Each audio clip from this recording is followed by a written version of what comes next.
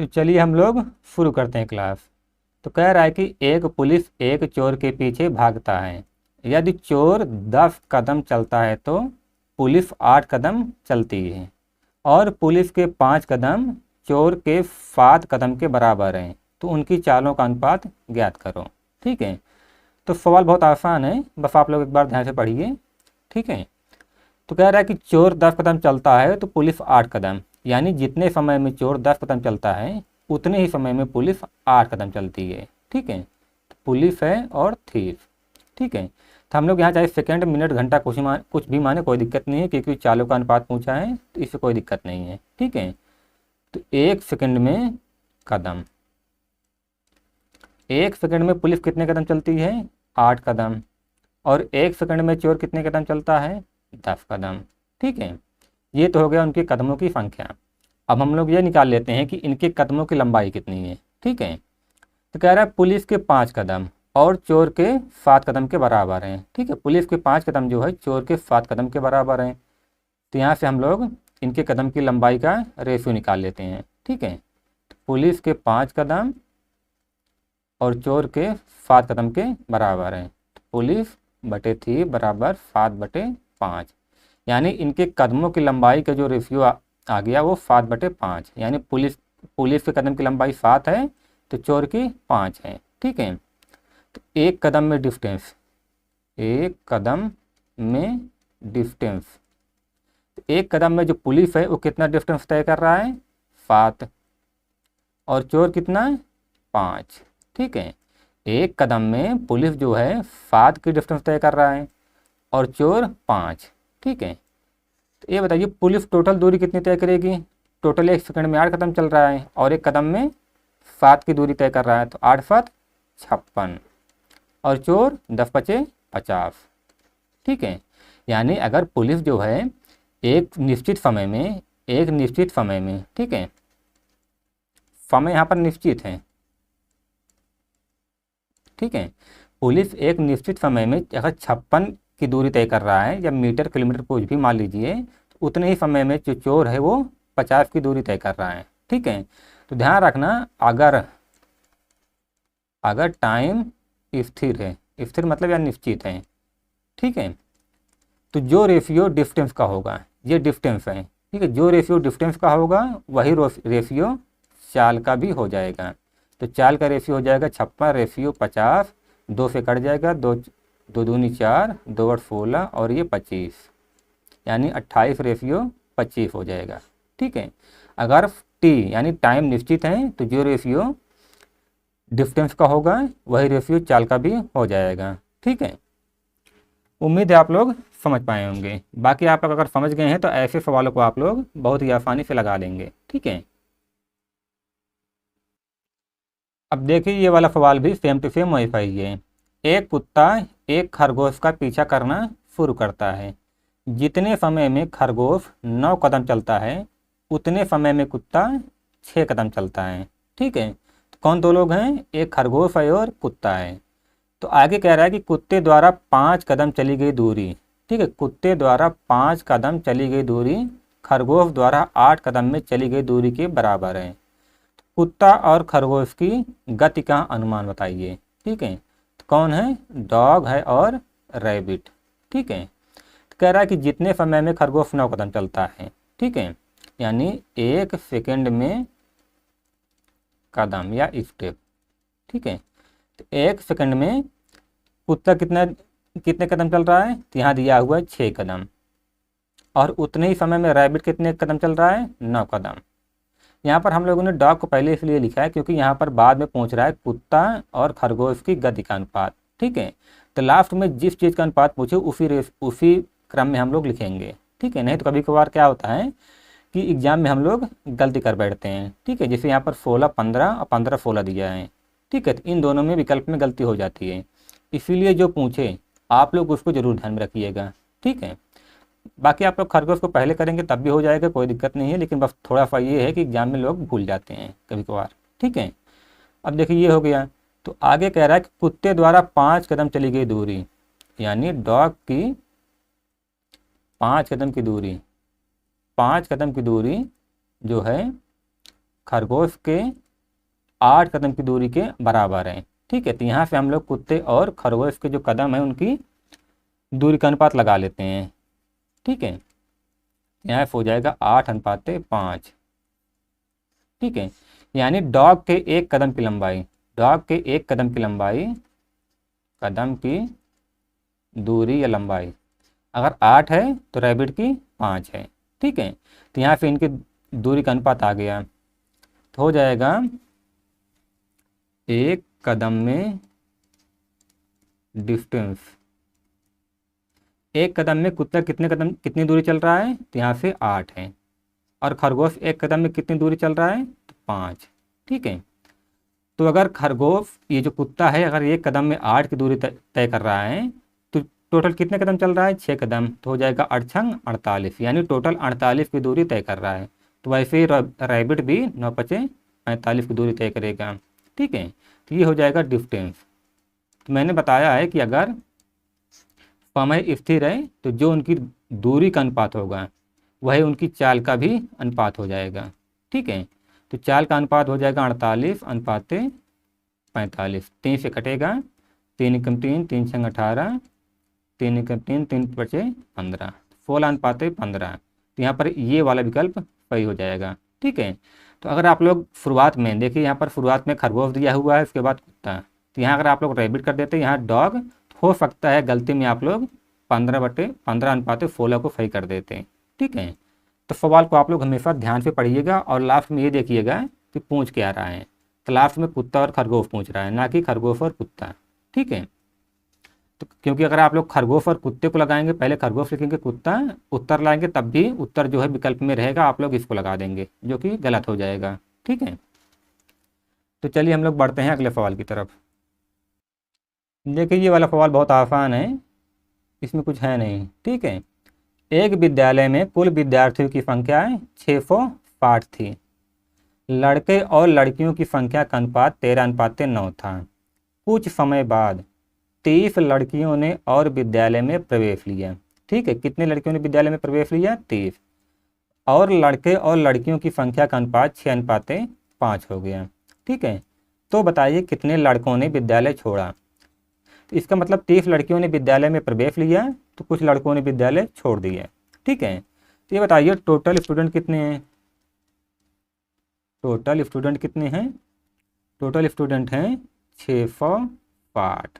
ठीक है, और इसमें बॉयज़ कितने हैं और गर्ल्स कितनी हैं, तो टोटल स्टूडेंट है 660 और बॉयज़ गर्ल्स का रेशियो है 13:9, 13×9 = 22।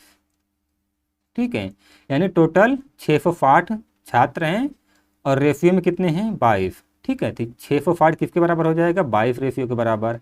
तो अगर हमको बॉय का निकालना है, बॉय का निकालना है तो हम लोग 13 से गुणा कर देंगे, तो 22 3 66 हो जाएगा, 13 3 39, यानी 390।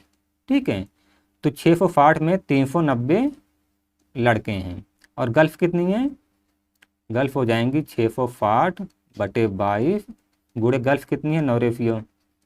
660 22 रेशियो के बराबर है और 22 कहाँ से आया, 13×9 = 22। ठीक है, तो यहाँ से आ जाएगा 9 × 27, 270 लड़कियाँ हो जाएंगी। ठीक है, 390 लड़के, 270 लड़कियाँ। तो कह रहा है कि कुछ समय बाद 30 लड़कियों ने विद्यालय में प्रवेश लिया। कितनी लड़कियों ने विद्यालय में प्रवेश लिया, 30। अब कितनी लड़कियां हो गई, अब हो गई 30। तो लड़के और लड़कियों का अनुपात कितना हो गया, 6:5। ठीक है, 6:5। ये देखिए यहाँ से अगर आप लोग चाहें तो यहाँ पर डायरेक्ट उत्तर ला सकते हैं। 5 रेशियो किसके बराबर है, 5 रेशियो 300 के बराबर है। ठीक है, 5 देखिए यहाँ पर बाद में जब लड़कियों ने प्रवेश लिया और लड़कों ने छोड़ा तब यहाँ पर सिर्फ लड़कियों की संख्या दी हुई है और हमको लानी है लड़कों की संख्या यहाँ पर। ठीक है, तो ये बताइए 5 रेशियो अगर 300 के बराबर है, 5 रेशियो 300 के बराबर है तो 1 रेशियो किसके बराबर हो जाएगा, 1 रेशियो 60 के। ठीक है, 5 × 30 60 के बराबर हो जाएगा। अगर 1 रेशियो 60 के बराबर है तो बाद में लड़कों की संख्या कितनी होगी, 6 रेशियो, तो 6 रेशियो बराबर कितना हो जाएगा, 6 × 36, 360। यानी जब कुछ लड़कों ने विद्यालय छोड़ दिया तब लड़कों की संख्या कितनी हो गई 360, ठीक है। और पहले कितनी थी 390, अब कितनी हो गई 360, तो कितना माइनस हुआ 30, ठीक है। यानी 30 लड़कों ने विद्यालय छोड़ दिया, तो हम लोग का ये वाला उत्तर सही हो जाएगा, ठीक है। तो आप लोग ध्यान से देखिए, जब 30 लड़कियों ने विद्यालय में प्रवेश लिया तो उन दोनों का अनुपात बॉयज और गर्ल्स का 6:5 हो गया है। और 5 रेशियो जो है 300 के बराबर है, क्योंकि अभी 5 रेशियो लड़कियां हैं और अभी 300 लड़कियां हैं। तो 300 बराबर 5 रेशियो, 5 रेशियो बराबर 300, 1 रेशियो बराबर यहाँ से 60 आ गया। और लड़के अब कितने हैं 6 रेशियो, तो 6 रेशियो यहाँ से आ गया 360। तो अब लड़कों की संख्या 360 है और पहले थी 390, इसका मतलब है 30 लड़कों ने विद्यालय छोड़ दिया, ठीक है। बाकी आप लोग इसको समीकरण से भी लगा सकते हैं। समीकरण से कैसे लगाएंगे मैं आप लोग को दिखा दे रहा हूँ, ठीक है। ये बताइए बाद में कितनी लड़कियाँ हो गई, बाद में 300 लड़कियाँ हैं, ठीक है। और ये बताइए कि बाद में लड़के कितने हैं, लड़के हैं 390 माइनस यक्स, क्योंकि यक्स लड़कों ने विद्यालय छोड़ दिया था, ठीक है। हम लोग मान लेते हैं यक्स लड़कों ने विद्यालय छोड़ दिया था। ये किसके बराबर है, लड़कियां कितनी हैं 5/6, ठीक है। यहाँ लड़कियां ऊपर है इसलिए हम लोग लड़की वाला रेशियो ऊपर लिखेंगे, ठीक है। देखिए बाद में लड़कियां हो गई 300 और बाद में लड़के हो गए 390 माइनस यक्स, क्योंकि हम लोगों ने माना है कि यक्स लड़के विद्यालय छोड़ दिए, ठीक है। तो ये रेशियो ये बराबर है 5/6 के, ठीक है। इसी को आप लोग हल करेंगे तो यहाँ से यक्स का मान आ जाएगा, ठीक है। तो यक्स बराबर 30 आ जाएगा, ठीक है। आप लोग ऐसे भी लगा सकते हैं, बस थोड़ी सी कैलकुलेशन हल्की सी लंबी हो जाएगी, ठीक है। तो चलिए हम लोग बढ़ते हैं अगले सवाल की तरफ। तो देखिए ये भी सवाल सेम टू सेम वैसा ही है। एक विद्यालय में 1554 विद्यार्थी थे, ठीक है। टोटल कितने स्टूडेंट थे 1554, ठीक है। और कह रहा है कि लड़के और लड़कियों की संख्या का अनुपात 4:3 था, यानी बॉयज और गर्ल्स इनका रेशियो कितना था 4:3, ठीक है।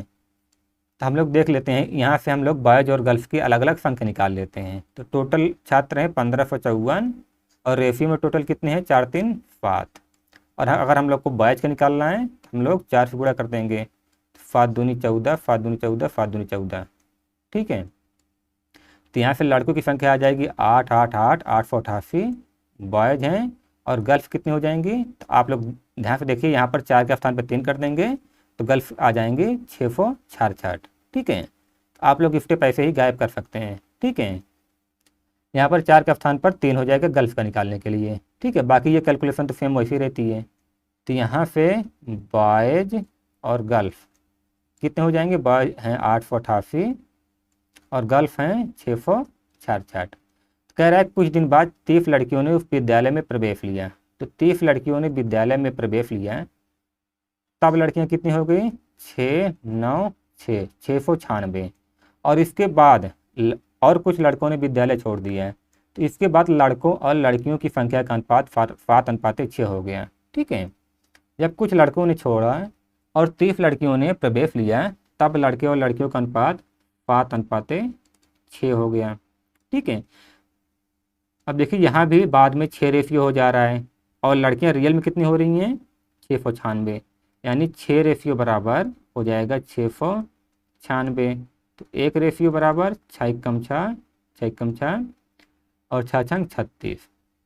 तो 7 रेशियो बराबर कितना हो जाएगा, क्योंकि लड़के कितने हैं 7 रेशियो, तो 7 रेशियो बराबर हो जाएगा 5 छंग 42, ठीक है 812, ठीक है। 7 रेशियो बराबर 812, यानी अब लड़कों की संख्या कितनी हो गई 812। ये बताइए पहले 888 थे, अब हो गए हैं 812, तो कितने लड़कों ने विद्यालय छोड़ा, पहले 888 थे अब हो गए हैं 812। हम लोग 888 में से 812 घटा देंगे तो 8 में से 2 हो गए 6 7 76, यानी 76 लड़कों ने विद्यालय छोड़ दिया था, ठीक है। बाकी आप लोग इसको समीकरण के माध्यम से भी लगा सकते हैं, कोई दिक्कत नहीं, यक्स मान के, ठीक है। जैसे माना यक्स लड़कों ने छोड़ा, ठीक है। तो पहले कितने थे 888 माइनस एक्स, अब हो गए हैं, पहले 888 थे, अब हो गए हैं 888 माइनस एक्स, क्योंकि एक्स लड़कों ने विद्यालय छोड़ दिया। और अब लड़कियां कितनी हो गई हैं 696। और जब ऐसा हुआ तो यहाँ पर लड़के और लड़कियों का अनुपात कितना हो गया 7:6। ठीक है, तो बस इसी को आप लोग हल कर लेंगे, आप लोग का उत्तर आ जाएगा। ठीक है, तो चलिए हम लोग बढ़ते हैं अगले सवाल की तरफ। तो चलिए हम लोग देखते हैं अगला वाला सवाल। एक विद्यालय में लड़कों और लड़कियों की संख्याओं का अनुपात 5:3 है। ठीक है, 5:7 के अनुपात में क्रमशः कुछ नए लड़के और लड़कियों का विद्यालय में नामांकन हुआ। ठीक है, अब विद्यालय में, ठीक है, जब नामांकन होने के बाद विद्यालय में कुल विद्यार्थियों की संख्या 1200 हो गई। ठीक है, और कुल लड़के और लड़कियों की संख्या का अनुपात 7:5 हो गया। ठीक है, तो नए विद्यार्थियों के नामांकन से पहले कुल विद्यार्थियों की संख्या कितनी थी। ठीक है, तो आसान सा सवाल है, बस थोड़ा सा कैलकुलेटिव है। ठीक है, तो देखिए कह रहा है कि एक विद्यालय में लड़के और लड़कियों की संख्याओं का अनुपात 5:3 है। ठीक है, तो हम लोग देख लेते हैं पहले बॉयज और गर्ल्स। ठीक है, इनकी संख्याओं का अनुपात कितना है 5:3, 5:3 है। हम लोग मान लेते हैं कि पहले बॉयज कितने थे 5 एक्स और गर्ल्स कितनी थी 3 एक्स। ठीक है, पहले बॉयज कितने थे 5 एक्स और गर्ल्स कितनी 3 एक्स। और कह रहा है कि 5:7 के अनुपात में क्रमशः कुछ नए लड़के और लड़कियों ने विद्यालय में नामांकन लिया। ठीक है, किस अनुपात में बॉयज एंड गर्ल्स 5:7 में। ठीक है, तो हम लोग यहाँ से मान लेते हैं कि 5y लड़के और 5y गर्ल्स, ठीक है, इतनी संख्या में छात्रों ने विद्यालय में नामांकन लिया। तो अब विद्यालय में कुल विद्यार्थियों की संख्या 1200 हो गई। ठीक है, कितनी हो गई 1200। और कुल लड़के और लड़कियों की संख्या का अनुपात 7:5 हो गया। ठीक है, ध्यान रखना है जब 5 एक्स लड़के और 3 एक्स लड़कियां थी, तब 5y लड़कों और 5y, और यहाँ पर 7 हैं, 7y लड़कियों ने विद्यालय में प्रवेश लिया। ठीक है, जब इन दोनों ने प्रवेश लिया तब विद्यालय की जो संख्या है छात्रों की वो 1200 हो गई। ठीक है, रियल में 1200 हो गई, लेकिन रेशियो में बॉयज़ एंड गर्ल्स की कितनी हो गई 7:5। ठीक है, 7:5, यानी जो 12 है इसमें 7 रेशियो बॉयज़ हैं, 1200 है उसमें, और 5 रेशियो गर्ल्स हैं। ठीक है, ये जो 1200 है इसमें 7 रेशियो बॉयज़ हैं और 5 रेशियो गर्ल्स। तो अगर हम लोग 1200 को 7 और 5 के रेशियो में बांटेंगे तो यहाँ से बॉयज़ की संख्या आ जाएगी 700। यहाँ से क्लियरली दिख रहा, यहाँ से साफ दिख रहा है कि यहाँ से बॉयज़ की संख्या 700 है और गर्ल्स की संख्या 500। ठीक है, अब देखिए, यानी जब नामांकन लेने के बाद कितने बॉयज़ हो गए 700 और गर्ल्स कितनी हो गई 500। ठीक है, देखिए, अब देखिए यहाँ से हम लोग बॉयज़ को जोड़ लेते हैं और गर्ल्स को। ठीक है, ध्यान रखना बहुत आसान है, बस मैं आप लोग को डिटेल में बता रहा हूँ इसलिए थोड़ा सा समय लग रहा है, बाकी बहुत आसान है, हल्की सी कैलकुलेशन है बस। ठीक है, तो हम लोग बॉयज़ को जोड़ लेते हैं और गर्ल्स को। तो पहले कितने लड़के थे 5 एक्स, और उसमें कितने बाद में कितने लड़कों ने नामांकन लिया 5y, और ये किसके बराबर है, देखिए ये दोनों लड़के मिला के किसके बराबर हैं 700 के। ठीक है, पहले कितनी लड़कियां थीं 3 एक्स, और अब कितनी लड़कियों ने नामांकन लिया 7y, और ये किसके बराबर है 500 के। ठीक है, तो पूछा क्या है कि नामांकन से पहले कुल विद्यार्थियों की संख्या है। तो ये बताइए नामांकन से पहले कुल विद्यार्थी कितने थे 5 एक्स और 3 एक्स, यानी टोटल 8 एक्स। तो ध्यान रखना यहाँ से हम लोग को साफ दिख रहा है कि हम लोग को एक्स का मान निकालना है। ठीक है, अगर एक्स का मान निकालना है तो हम लोग वाई को बराबर कर देते हैं। ठीक है, तो देखिए 7 से इसमें गुणा करेंगे और 5 से इसमें, जैसे इसमें 7 से गुणा और इसमें 5 से गुणा। ठीक है, तो 7 से इसमें गुणा करेंगे तो हो जाएगा 35 एक्स प्लस 7 पचे, और यहाँ पर कितना है, हाँ ठीक है, 7 पचे 35y बराबर 7×49, और नीचे हो जाएगा 5 गुणा 5 3 15 एक्स प्लस 5 35y 5 5 25। ठीक है, माइनस माइनस माइनस हो जाएगा, घटाएंगे तो हम लोग यहाँ से y कट जाएगा और आ जाएगा यहाँ से 20x बराबर ये कितना है 2400, 0 से 0 यक्स बराबर आ जाएगा 120। ठीक है, यक्स बराबर आ जाएगा 120। ठीक है, अब देखिए तो यहाँ पर पहले विद्यार्थी कितने थे, पहले विद्यार्थियों की संख्या नामांकन से पहले कितने थे 5x प्लस 3x, इतने विद्यार्थी थे ना, तो x के स्थान पे 120 रख देंगे। 5 गुणे 120 प्लस 3 गुणे 120, 12 पंचे 60, 600 प्लस 12 3 36, तो यहाँ से आ जाएगा 6 3 9 960। ठीक है, यहाँ से टोटल विद्यार्थियों की संख्या कितनी थी पहले नामांकन से पहले 960 थी। ठीक है, नामांकन से पहले 960 छात्र थे उस विद्यालय में। ठीक है, ध्यान रखना मैं आप लोग को थोड़ा सा डिटेल में हर एक पॉइंट अच्छे से समझाते हुए बता रहा हूँ, इसलिए आप लोग को थोड़ा सा ये लेंदी लग रहा है, बाकी बहुत आसान है, बस हल्की सी इसमें कैलकुलेशन ज़्यादा है। और ध्यान रखना ऐसे सवाल हमेशा मैथ्स में ही आएंगे, प्री में आने की संभावना बहुत कम है। ठीक है, तो चलिए हम लोग बढ़ते हैं अगले सवाल की तरफ। अब ये सवाल तो एकदम हलवा है, इसमें कुछ खास है नहीं। कह रहा है कि 27 को 2 भागों में इस प्रकार विभाजित करें कि पहले भाग का 5 गुना और दूसरे भाग का 11 गुना दोनों मिलाकर 195 के बराबर हो, तो पहले और दूसरे भाग का अनुपात है। ठीक है, संख्या कितनी है 27, कह रहा है कि इसको इस प्रकार विभाजित करें। ठीक है, चलो हम मान लेते हैं पहली संख्या हम लोग मान लेते हैं यक्स है। ठीक है, पहली संख्या यक्स मान लेते हैं, तो दूसरी संख्या कितनी हो जाएगी 27 माइनस यक्स। ठीक है, हम लोग जब 27 को 2 भागों में बांटे तो हम लोगों ने मान लिया कि बांटने के बाद जो पहली संख्या थी वो यक्स हो गई और दूसरी संख्या 27 माइनस यक्स। तो कह रहा है पहले भाग का 5 गुना यानी यक्स का 5 गुना प्लस दूसरी संख्या का पहले भाग का 5 गुना और दूसरे भाग का 11 गुना, यानी दूसरा भाग कौन है 27 माइनस यक्स, इसका 11 गुना किसके बराबर है 195 के। हम लोग पहले यहाँ से यक्स का मान निकाल लेते हैं, तो यहाँ से आ जाएगा 5 यक्स प्लस 11 सतह 77, 11 दूनी 22 7 97, 200 आ जाएगा 297 माइनस 11 यक्स बराबर आ जाएगा 195 से 95, तो 5 एक्स में से माइनस 11 एक्स घटाएंगे तो आ जाएगा 6 एक्स, और इधर 195 में से 297 इधर ले जाएंगे तो माइनस में हो जाएगा, तो यहाँ आ जाएगा माइनस 102।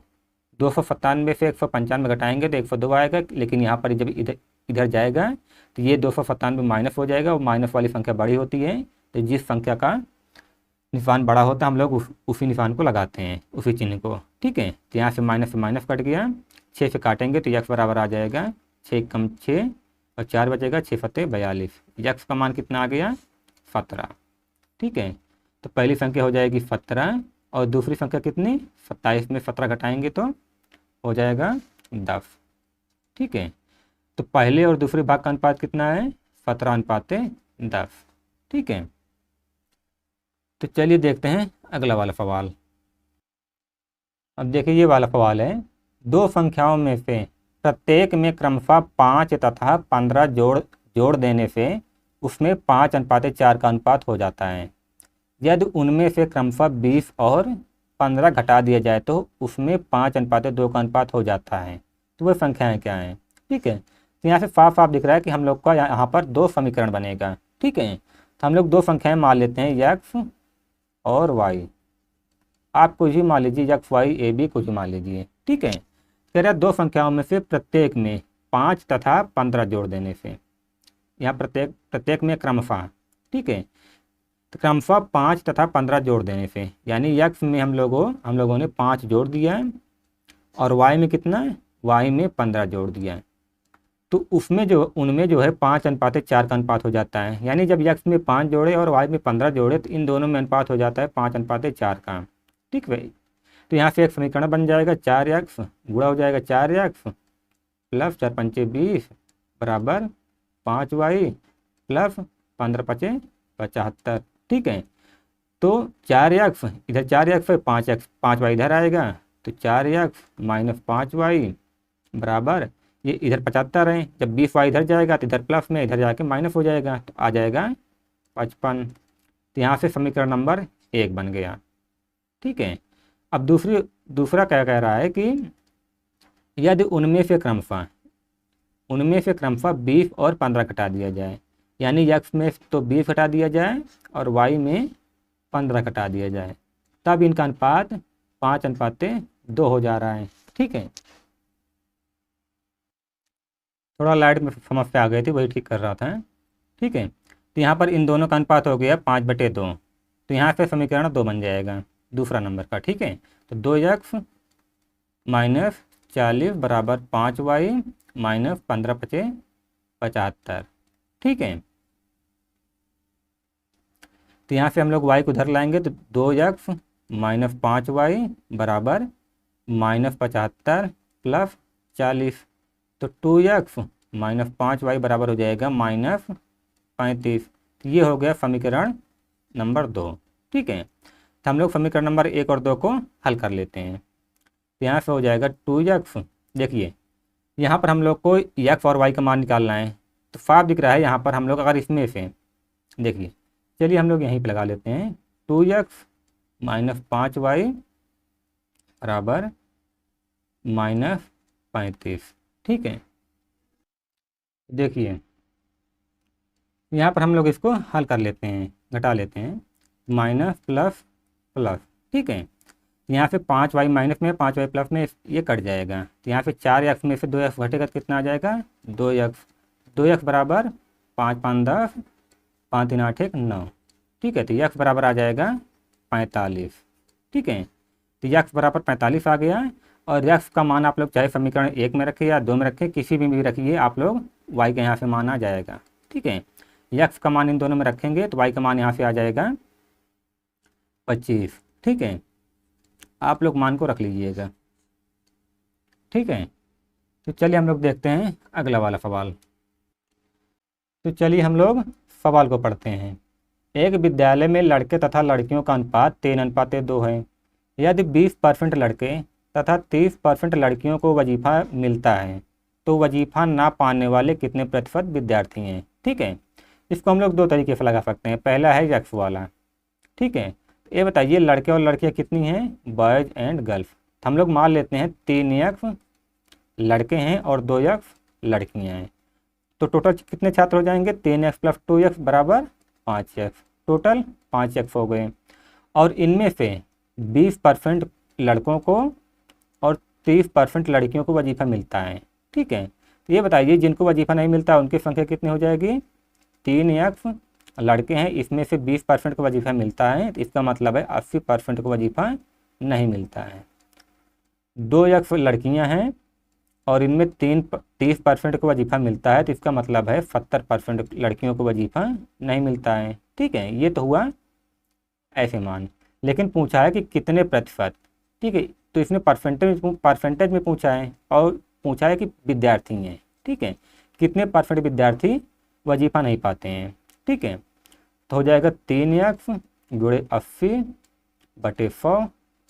ठीक है, प्लस 2x गुणे 70/100, और इतने छात्रों को वजीफा नहीं मिलता है। ठीक है, लेकिन कितने में से, इतने छात्रों को तो वजीफा नहीं मिलता है, लेकिन कितने में से, तो ये हैं 5x में से। ठीक है, क्योंकि हमको परसेंट में मान लाना है। ठीक है, तो इतने की तुलना हम लोग इससे करेंगे तभी परसेंटेज में आएगा, और गुणा कर देंगे 100 से। ठीक है, परसेंटेज मिलाना है तो 100 से गुणा कर देंगे। इतने छात्रों में से वजीफा नहीं मिल रहा है और परसेंटेज में मान लाना है तो 100 से गुणा कर देंगे। जब आप लोग इसको हल करेंगे तो यहाँ से आ जाएगा 76%। ठीक है, तो ये तो हुआ बेसिक वाला तरीका है। बाकी आप लोग एक तरीके से और लगा सकते हैं। देखिए यहाँ पर बॉयज़ एंड गर्ल्स, इनका रेशियो कितना दिया हुआ है, 3:2। तो आप लोग मान लीजिए बॉयज़ कितने हैं 300 और लड़कियों को मान लीजिए 200। ठीक है, बॉयज़ 300 मान लिया आपने, और गर्ल्स कितनी 200। तो कह रहा है 20% लड़कों को वजीफा मिलता है। अगर आप लोग 300 का 20% निकालेंगे तो हो जाएगा 60।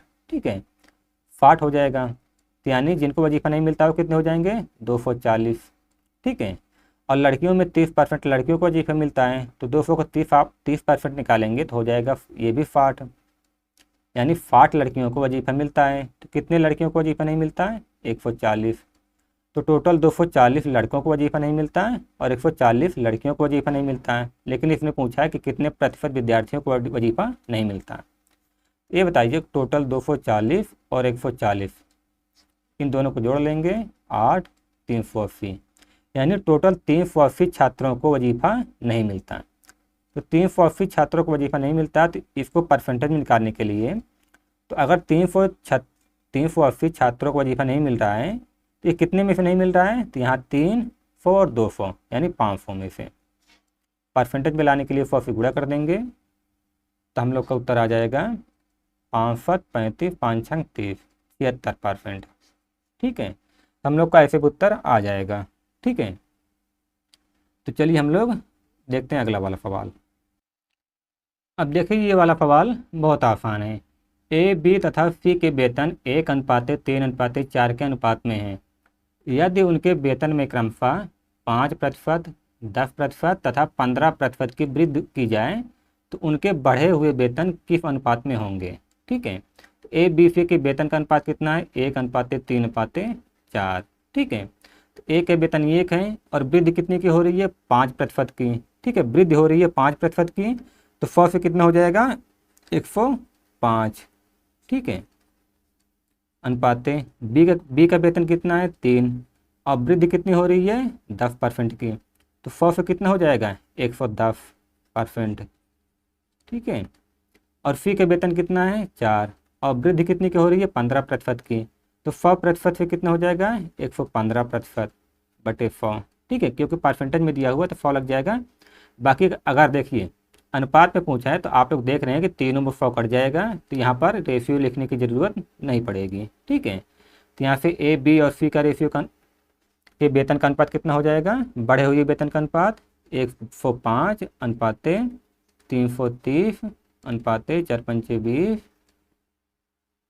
6 460। ठीक है, तो यहाँ से देखिए 5 से कट रहा है तो 5 दूना 10 5 एकम 5 5 अंक 30 5 अंक 30 5 9 45 5 दूनी 10, यानी तीनों के बढ़े हुए वेतन का अनुपात 21:66:92 है। ठीक है, तो चलिए देखते हैं हम लोग अगला वाला सवाल। अब देखिए ये वाला सवाल बहुत आसान है। एक विद्यालय में लड़कों की संख्या का 10%, लड़कियों की संख्या का 1/4 भाग है तथा लड़कियों की संख्या का 10%, लड़कों की संख्या का 1/25 भाग है। लड़के तथा लड़कियों की संख्याओं का अनुपात क्या है। अब देखिए इसने थोड़ा सा ट्रिकी सवाल दिया है, वो ये चाहता है कि आप लोग इसको भी लगाएं और इसको भी लगाएं, जबकि इसमें जो है इतने में ही आप लोग चाहें तो इतने में ही उत्तर आ जाएगा। ये जो दूसरा पार्ट दिया है ये फालतू में दिया है। ठीक है, पहले वाले पार्ट से भी उत्तर आ जाएगा और सिर्फ दूसरे वाले पार्ट से भी आ जाएगा, लेकिन इसने थोड़ा फंसाने के लिए दिया है। ठीक है, क्योंकि उत्तर पूछा है अनुपात में, तो कह रहा है कि लड़कों की संख्या का 10% यानी बॉयज़ की संख्या का 10% बराबर है लड़कियों की संख्या का 1/4। तो यहाँ पे 0 से 0 हो जाएगा, बॉयज़ एंड गर्ल्स 10 इधर जाएगा 10/4 इधर नीचे हो जाएगा, तो 2 से कटेगा 2। ठीक है, तो बॉयज़ एंड गर्ल्स का यहाँ पे रेशियो क्या आ जाएगा 5:2। ठीक है, अब देखिए यहाँ पर दूसरे लाइन की ज़रूरत नहीं है क्योंकि यहाँ पर अनुपात में इसने पूछा है और पहले ही लाइन में इसने इतना डेटा दे दिया है कि उत्तर आ जाए। बाकी अगर आप लोग दूसरे वाली लाइन से लगाएं तो इस लाइन में भी इसने पर्याप्त डेटा दिया है कि सिर्फ इसी एक लाइन से उत्तर आ जाए। देखिए कैसे दिया है कि लड़कियों की संख्या का 10% है यानी गर्ल्स की संख्या का 10% बराबर बॉयज़ की संख्या का 1/25। ध्यान रखना यहाँ से जो उत्तर आया है वही उत्तर यहाँ से भी आएगा। ठीक है, तो यहाँ से बॉयज़ इधर रहेगा, बॉयज़ अपॉन गर्ल्स हो जाएगा 25/10। 5 कट जाएगा 5 5 25 5 2 10। अब यहाँ से भी देखिए बॉयज़ एंड गर्ल्स इनका रेशियो आ रहा है 5:2। ठीक है, तो इससे भी और इससे भी दोनों से सेम रेशियो आ रहा है। ठीक है, तो उत्तर देने के लिए सिर्फ इतना ही काफ़ी है। ओके, अब देखिए ये वाला सवाल है 2 टोकरियों में 640 संतरे हैं। ठीक है, कितनी टोकरी हैं? 2। यदि पहली टोकरी में से संतरों का 1/5वां भाग दूसरी टोकरी में डाल दिया जाए तो दोनों टोकरियों में संतरों की संख्या बराबर हो जाएगी। तो पहली टोकरी में संतरों की संख्या कितनी है? ठीक है, ध्यान रखना टोटल 640 संतरे हैं और ये संतरे दो टोकरियों में रखे हुए हैं। ठीक है, तो हम लोग मान लेते हैं, माना पहली टोकरी में यक्ष संतरे हैं। ठीक है, तो पहली टोकरी में कितने हैं? यक्ष। तो दूसरी में कितने हो जाएंगे? 640 माइनस यक्ष। ठीक है, 640 माइनस यक्ष हो जाएंगे दूसरी टोकरी में। तो कह रहा है कि यदि पहली टोकरी में से संतरों का 1/5 भाग निकाल कर, ये बताइए अगर पहली टोकरी में से यानी यक्ष में से हम लोग 1/5 भाग निकाल लेंगे तो ये बताइए बचेगा कितना? बचेगा यक्ष का 4/5 भाग। ठीक है, अगर हम लोग पहली टोकरी में से 1/5 भाग निकाल लेते हैं तो बचेगा कितना? यक्ष का 4/5 भाग। ठीक है, और दूसरी टोकरी में कितने हैं? 640 माइनस यक्ष। ठीक है, ये बताइए जो पहली टोकरी से निकाला गया, ठीक है, पहली टोकरी से कितना निकाला गया? यक्ष का 1/5। तो ये बताइए जो इसमें से निकाला गया है, ठीक है, यानी जो इसमें से माइनस किया गया है वही तो इसमें जोड़ा गया है। ठीक है, यानी अगर यक्ष में से यक्ष का 1/5 निकाला गया है तो 640 माइनस यक्ष दूसरी टोकरी है और इसी में यहाँ पर प्लस होगा, इसी में यक्ष का 1/5 भाग, यक्ष का 1/5 भाग डाल दिया गया है। ठीक है, इसमें से यक्ष का 1/5 भाग निकाला गया और इसमें यक्ष का 1/5 भाग डाल दिया गया। ठीक है, तो बाद में पहली टोकरी में यक्ष का 4/5 भाग बचा और दूसरी में इतना बचा। ठीक है, इसको आप लोग हल करेंगे तो यहाँ से आ जाएगा 4 यक्ष और इधर 4 यक्ष/5 और इस यक्ष को इधर ले आएंगे तो हो जाएगा माइनस यक्ष/5 बराबर 640 माइनस यक्ष। यहाँ से हो जाएगा 3 यक्ष/5 बराबर 640 माइनस यक्ष। इसको आप लोग इधर ले आके इसमें जोड़ेंगे तो यहाँ से यक्ष का मान आ जाएगा 400। ठीक है, यक्ष का मान आ जाएगा 400। और पूछा क्या है कि पहली टोकरी में संतरों की संख्या कितनी थी? तो हम लोगों ने पहली टोकरी में संतरों की संख्या मानी थी यक्ष, तो यही हमारा उत्तर आ जाएगा। ठीक है, तो ध्यान रखना है यक्ष में से हम लोगों ने 1/5 भाग निकाल लिया था तो बचा था 4/5 भाग और यही 1/5 भाग इसमें दूसरी टोकरी में डाल दिया गया है। ठीक है, तब दोनों की संख्या बराबर हो गई थी। ठीक है, तो चलिए हम लोग देखते हैं अगला वाला सवाल। कह रहा है कि एक शंकु, एक गोलार्ध और एक बेलन एक समान आधार वाले और उनकी ऊंचाई भी एक समान है। तदनुसार उन तीनों के आयतनों का अनुपात ज्ञात कीजिए। ठीक है, अनुपात क्या होगा? बहुत ही आसान है। कौन कौन सी चीज़ें हैं? शंकु है और क्या है? गोलार्ध है और क्या है? बेलन है। ठीक है, तीनों के आयतनों का अनुपात पूछा है। तो ये बताइए शंकु के आयतन का सूत्र क्या होता है? 1/3 पाई आर स्क्वायर एच। और गोलार्ध के आयतन का सूत्र क्या होता है? 2/3 पाई आर क्यूब। और बेलन के आयतन का सूत्र क्या होता है? पाई आर स्क्वायर एच। ठीक है, तो कह रहा है कि एक समान आधार वाले हैं और उनकी ऊंचाई भी एक समान है। ठीक है, यहाँ पर एक बात ध्यान देने वाली है, देखिए ये एक गोलार्ध है। ठीक है, ये एक गोलार्ध है। थोड़ा सा आप लोग इसको समझ लीजिए। अब देखिए ये इसकी त्रिज्या है r। ठीक है, और यहाँ पर ऊंचाई आप लोग को दिख नहीं रही, लेकिन ये बताइए ऊंचाई तो यही होगी ना, यही ऊंचाई है। और ध्यान रखना अर्धगोलार्ध में जो त्रिज्या होती है त्रिज्या के बराबर ही उसकी ऊंचाई भी होती है। ठीक है, अर्धगोलार्ध में त्रिज्या के बराबर ही उसकी ऊंचाई होती है, इसलिए यहाँ पर r को हम लोग क्यूब लिख लेते हैं। ठीक है, बाकी ये वास्तविक रियल में क्या है? 2/3 पाई आर स्क्वायर एच। ठीक है, लेकिन यहाँ पर एच भी आर ही है, एच का मान भी आर है, इसलिए हम लोग आर को क्यूब कर देते हैं क्योंकि यहाँ पर एक आर और हो जाता है। ठीक है, अब देखिए यहाँ पर कह रहा है कि तीनों चीज़ें, ठीक है। तो यहाँ पर इसके स्थान पर हम लोग ये भी लिख सकते हैं 2/3 पाई आर स्क्वायर एच, ठीक है। तो यहाँ कह रहा है कि एक समान आधार वाले, ठीक है, इनका आधार भी एक समान है, इनकी ऊंचाई भी एक समान है, ठीक है। अगर आधार और ऊंचाई समान है तो ध्यान रखना आप लोग इनका रेशियो निकालते हुए 1/3 पाई आर स्क्वायर एच अनुपाते 2/3 पाई आर क्यूब अनुपाते पाई आर स्क्वायर एच, इनका रेशियो निकालते समय देखिए पाई से तो पाई कट जाएगा तीनों में, और आर स्क्वायर, यहाँ पर आर स्क्वायर कटेगा तो एक आर बचेगा, यहाँ पर आर स्क्वायर। ध्यान रखना जो एक आर बचा है ये किसके बराबर है, एच के बराबर, ठीक है। अब तीनों में से एच कट जाएगा तो एच का मान है, तो यहाँ से कितना आ जाएगा 1/3 रेशियो 2/3 रेशियो 1, ठीक है। ये तीनों का रेशियो हो गया, लेकिन यहाँ पर ऐसे मान नहीं दिया हुआ है तो हम लोग एलसीएम से गुणा, ठीक है। तीनों का रेशियो निकालने के लिए एलसीएम से गुणा कर देंगे, ठीक है। हो जाएगा तीनों का एलसीएम कितना है 3 है, 1/3 गुणे 3, 2/3 गुणे 3, 1 गुणे 3, ठीक है। तो यहाँ से आ जाएगा तीनों का रेशियो 1 रेशियो 2 रेशियो 3, ठीक है। उम्मीद है आप लोग को समझ में आ रहा होगा, ठीक है। यहाँ पर फिर ये तीनों कट जाएंगे, यही बचेगा 1/3 2/3 और 1, ठीक है। तो चलिए अगला वाला देखते हैं। कह रहा है कि 3 संख्याओं का योग 252 है। यदि पहली संख्या दूसरी संख्या से तिगुनी है और तीसरी संख्या पहली संख्या की 2/3 है तो दूसरी संख्या क्या होगी, ठीक है। ध्यान देना यहाँ पर पूछा है कि दूसरी संख्या क्या होगी। तो 3 संख्याएं हैं 1 2 और 3। कह रहा है कि पहली संख्या दूसरी संख्या से तिगुनी है, तो यहाँ आप लोग कैसे भी मानिए कोई दिक्कत नहीं, उत्तर आ जाएगा, ठीक है। लेकिन कैलकुलेशन आसान करने के लिए हम लोग थोड़ा अच्छे से मानेंगे। तो कह रहा है पहली संख्या दूसरी संख्या से तिगुनी है, तो हम लोग दूसरी संख्या को मान लेते हैं x, तो पहली संख्या कितनी हो जाएगी 3x, ठीक है।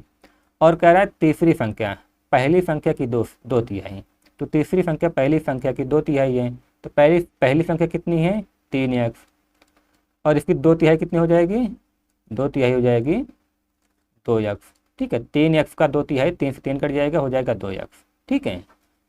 तो कह रहा है कि तो 3 संख्याओं का योग 252 है, तो इन्हीं तीनों संख्याओं का योग कितना है 252, यानी 3x plus x plus 2x, ठीक है। तो यहाँ से तीनों संख्याएं आ गई, और तीनों संख्याओं का योग किसके बराबर है 252 के, 3 2 5 1 6x बराबर 252। तो यहाँ से x का मान आ जाएगा 6 चौका 24 6 दूनी 12, और दूसरी संख्या क्या है यही x है, तो हमारा उत्तर हो जाएगा 42, ठीक है। हमारा उत्तर 42 सही हो जाएगा, ठीक है। चलिए अगला वाला देखते हैं। कह रहा है कि यदि 3:2:5 के अनुपात में 3 संख्याएं ऐसी हैं कि उनके वर्गों का योग 1862 हो तो बीच वाली संख्या बताइए, ठीक है। बहुत ही आसान सवाल है। कह रहा है कि 3, 2 और 5 के अनुपात में 3 संख्याएं हैं और उनके वर्गों का योग 1862 है, ठीक है। तो हम लोग मान लेते हैं 3x 2x और 5x संख्याएं हैं, ठीक है। ये संख्याएं हैं और इनके वर्गों का योग कितना है 1862, यानी 3x के स्क्वायर प्लस 2x का स्क्वायर प्लस 5x के स्क्वायर का योग कितना है 1862, ठीक है। तो जब ब्रैकेट टूटेगा तो हो जाएगा 3 3 का 9x स्क्वायर। ध्यान रखना है ब्रैकेट के अंदर रहने का मतलब है 3 का भी ये स्क्वायर है और x का भी, और ब्रैकेट टूट गया तो अब 9 का स्क्वायर नहीं है, सिर्फ x का स्क्वायर है, ठीक है, क्योंकि हम लोगों ने 9 को स्क्वायर कर दिया है। अगर ब्रैकेट के अंदर है तो स्क्वायर दोनों के ऊपर है, ठीक है। जैसे ये भी 2 का भी स्क्वायर है और x का भी, लेकिन जब ब्रैकेट टूटेगा तो 2 दूनी 4x स्क्वायर। अब यहाँ पर सिर्फ ये जो स्क्वायर है वो x का है, 4 का नहीं है, ठीक है। तो वैसे यहाँ हो जाएगा 5 5 25x स्क्वायर बराबर 1862, ठीक है। तो 9 5 14 25 14 कितना हो जाएगा, और 9 4 13 और 13 25 कितना हो जाएगा 38x स्क्वायर बराबर 1862, ठीक है। तो x स्क्वायर बराबर 1862 62। और यहाँ पर मान पूर्णांक में दिया हुआ है, इसका मतलब है 38 से कटेगा। ठीक है, 38 से जरूर कटेगा। 2 एकम 2, 2 9 18, 2 9 18, 2 तिहाई 6, 2 एकम 2। ठीक है, तो ये 19 से भी कटेगा। तो ध्यान रखना, अगर आप लोग 931 को 19 से काटेंगे तो यहाँ से x का मान आ जाएगा 49। ठीक है, x स्क्वायर का मान आ जाएगा 49, तो यहाँ से x का मान आ जाएगा 7। ठीक है, तो x का मान यहाँ से 7 आ जाएगा। और पूछा है कि बीच वाली संख्या क्या है। ये बताइए बीच वाली संख्या क्या है। बीच वाली संख्या यही है 2x। बीच वाली संख्या है 2x, तो 2 और x के मान के स्थान पर 7 आया है, तो हो जाएगा 14। ठीक है, तो बीच वाली संख्या हो जाएगी 14।